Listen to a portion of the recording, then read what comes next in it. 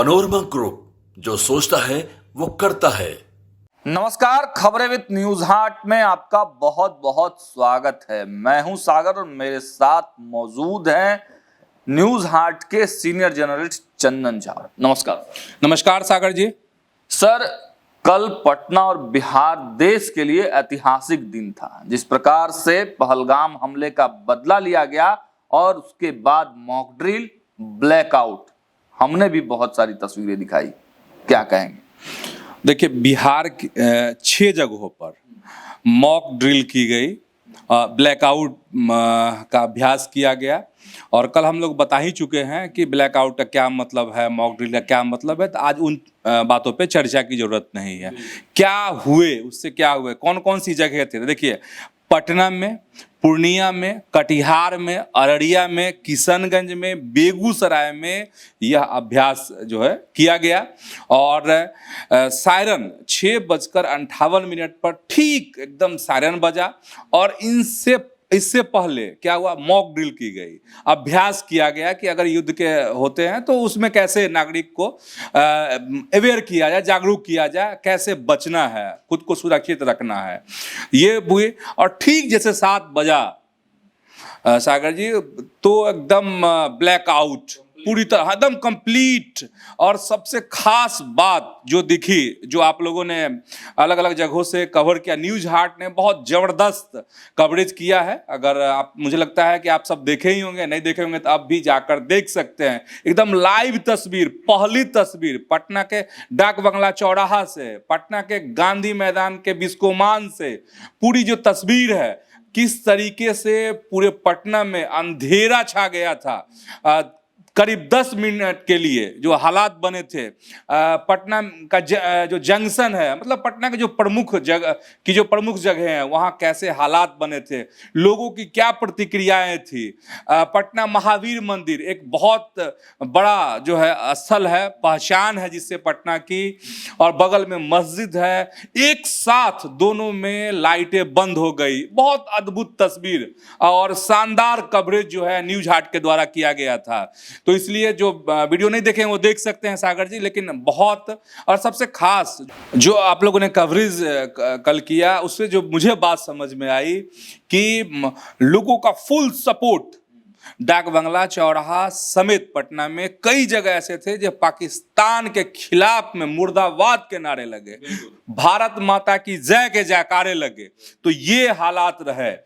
तो ये पूरी जो दृश्य और जो तस्वीर उभरी थी मॉक ड्रिल को लेकर, ब्लैकआउट को लेकर, और जिस तरीके से जन समर्थन मिला वो अद्भुत है। चलिए, तो ये तो थी ब्लैकआउट की बातें, देश की बातें। जिस प्रकार लोगों का उत्साह कल देखने को मिला वह अमूमन देखने को नहीं मिलता है, लेकिन कल लोग काफी उत्साहित थे, सड़कों पर उतरकर अपनी भड़ास निकाल रहे थे, पाकिस्तान मुर्दाबाद के नारे भी लगा रहे थे।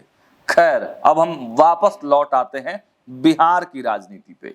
देखिए, बिहार भी इन दिनों सब कुछ जो कहा जाए तो, चूंकि चुनावी वर्ष है, चुनावी वर्ष में हलचलें होती हैं और बिहार में चुनावी वर्ष में हलचलें भी काफी तेज है। देखिए, लगातार न्यूज हार्ट के माध्यम से हमने चर्चा की थी कि निशांत की चर्चा अब जोरों पर है। निशांत जो मुख्यमंत्री नीतीश कुमार के बेटे हैं, लेकिन अब कहा जा रहा है कि निशांत आंकड़ों की बाजीगिरी के में भी बड़े मास्टर हैं।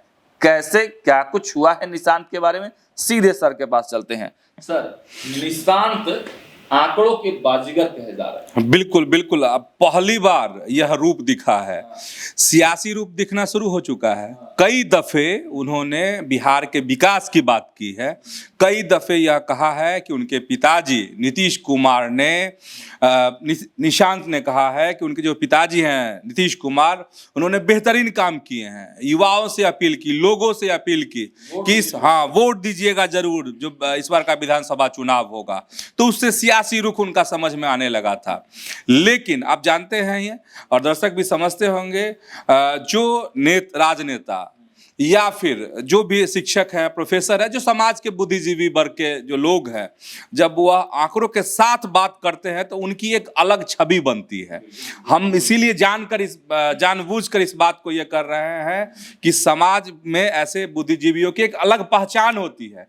तो निशांत जो है पिछले कुछ महीनों में सियासी बात करने लगे, लेकिन आंकड़ों की बाजीगरी जो है पहली बार हुई है और उन्होंने आंकड़ों के साथ बातें रखी है और फिर से अपने पिता, जो उनके पिता है नीतीश कुमार, उनको मुख्यमंत्री बनाने की लोगों से अपील की है, एनडीए को वोट देने की अपील की है, जदयू को वोट देने की अपील की है। और आंकड़े की अगर हम बात करेंगे जो निशांत ने कहे हैं, उस आंकड़े को हम लोग को बताना चाहिए। निशांत ने कहा है, नीतीश के पुत्र निशांत ने कहा है कि देखिए, शिक्षा, स्वास्थ्य, सड़क निर्माण, पुलों और नौकरियों जैसे अहम क्षेत्रों में बिहार ने ऐतिहासिक विकास किया है, ऐतिहासिक काम हुए हैं, यह कहा।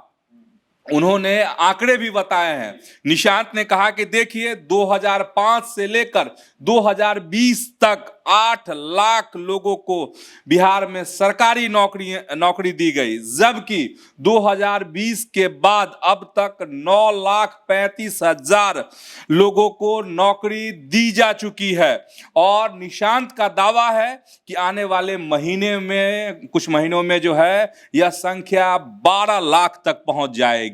और देखिए, नीतीश के जो पुत्र हैं निशांत कुमार ने कहा कि नीतीश की जो सरकार है उसने 10 लाख रोजगार देने का जो वादा किया था, वह सरकार, यह आंकड़ा बहुत आगे बढ़ चुकी है, यह आंकड़ा सरकार पार कर चुकी है। यही नहीं, नीतीश के पुत्र निशांत ने यह भी कहा कि 38 लाख लोगों को रोजगार दिया जा चुका है नौकरी के अलावे, और यह आंकड़ा जल्द जो है 50 लाख पार कर जाएगा।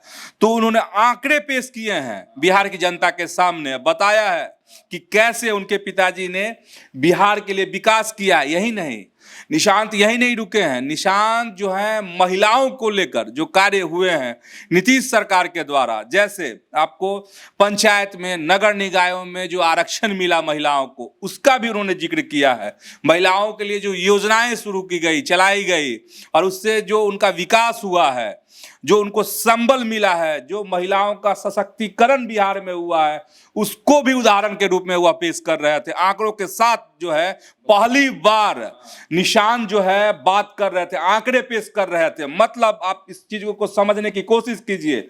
जो बात है कि निशांत राजनीति में आएंगे, सियासत में अपनी एंट्री करेंगे इस बार विधानसभा चुनाव में, उसकी तरफ बड़ा फिर इशारा मिल रहा है। और वही नहीं, ठीक नीतीश कुमार के कई ऐसे भाषण हैं जो संसद में उन्होंने दिए या फिर विधानसभा में दिए, वो ऐतिहासिक भाषण है।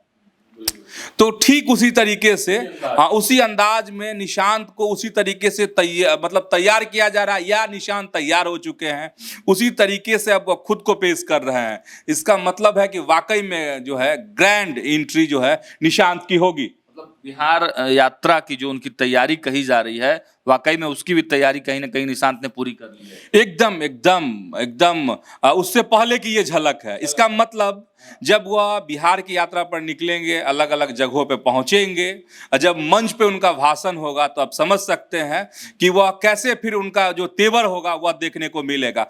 शिक्षा पर भी निशांत ने बात की है, कहा है कि देखिए, IIT, IIM, NLU और निफ्ट जैसे संस्थान जो हैं, वो जो राष्ट्रीय स्तर, नेशनल लेवल के जो ऐसे इंस्टीट्यूट हैं, उसकी स्थापना जो है बिहार में हुई है।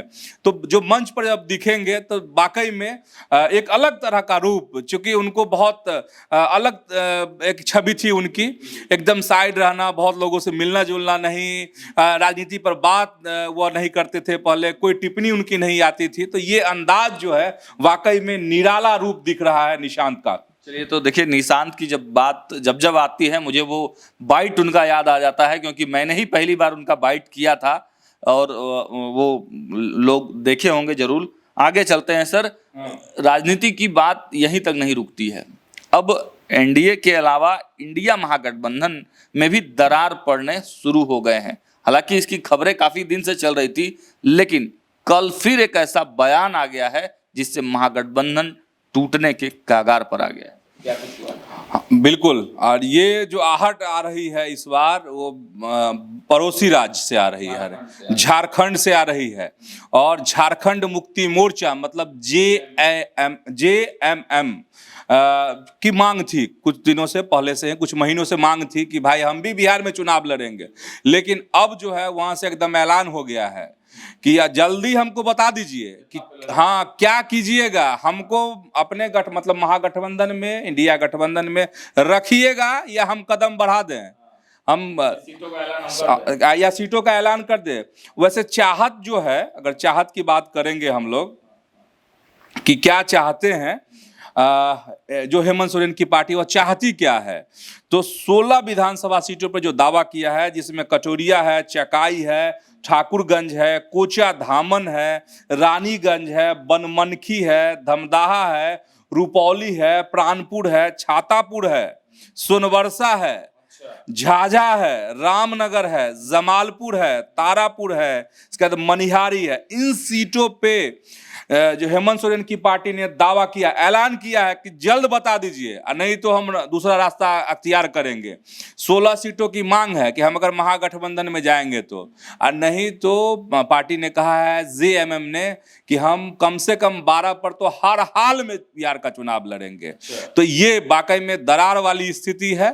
और आपको लालू के सामने और तेजस्वी के सामने एक चुनौती जो है झारखंड के मुख्यमंत्री की जो पार्टी है JMM के तरफ से चुनौती मिल गई है। अब इस चुनौती का क्या जवाब मिलता है तेजस्वी की तरफ से, RJD की तरफ से, कांग्रेस की तरफ से, ये देखने वाली बात होगी। मतलब जो तेजस्वी यादव अभी मुख्यमंत्री पद के ही बीच मझधार में फंसे हैं, उनके लिए एक नई समस्या आ गई। बिल्कुल नई समस्या है, क्योंकि अब था कि मांग कर रही है पार्टी JMM, अब ये नहीं है आर या पार दीजिए या नहीं तो हम अपना रंग दिखाएंगे। तो झारखंड में भी बहुत खेल होना अभी बाकी है।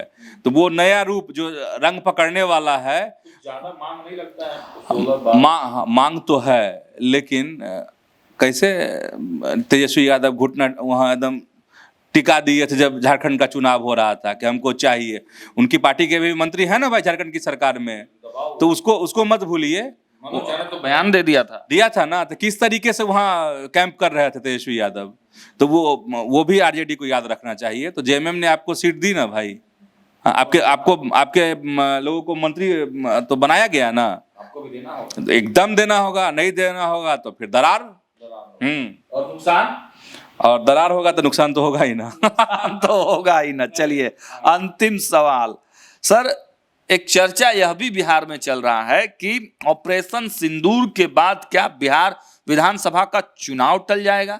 देखिए सागर जी, हमने खास कार्यक्रम इस पे किए हैं, तो अगर जो दर्शक नहीं देखे होंगे तो पूरी बात अगर समझनी है तो उस वीडियो को देख लीजिए। वैसे फिलहाल बहुत संक्षेप में आपको बता देते हैं कि ऑपरेशन जो सिंदूर हुआ है, इसके बाद से हालात बदल गए हैं, मुद्दे बदल गए हैं, इसलिए कि जागृत हो गई हैं। बिहार में जो है जातिवाद का मुद्दा अहम रहता है, लेकिन अब राष्ट्रवाद का मुद्दा हावी हो। कल ब्लैकआउट के बाद जो सड़कों पर लोगों का हुजूम निकला, उनमें केवल जज्बा था देश और देश के लिए, बस सिर्फ राष्ट्र धर्म की बात थी। और वह जज्बा जो है, कहा अब यही चीजें समझ में आ रही हैं कि यह इसका असर पड़ेगा बिहार विधानसभा के चुनाव पर, और NDA को इसका बड़ा लाभ मिलेगा। एक नंबर अब बात रही कि क्या चुनाव टल जाएंगे या समय पे चुनाव होंगे, तो यही है कि अभी तक के जो हालात हैं उसके अनुसार यही है कि चुनाव जो है अपने समय पर होंगे। अगर युद्ध खिंचता है, बड़ा युद्ध होता है, तब हो सकता है कि चुनाव जो है कुछ महीनों के लिए टाला जा सकता है, लेकिन अभी ऐसे हालात नहीं लग रहे हैं। तो इसलिए यह कह सकते हैं कि यह जल्दीबाजी होगी कि चुनाव टल जाएंगे, उसकी संभावना कम दिख रही है। समय पे ही चुनाव होंगे।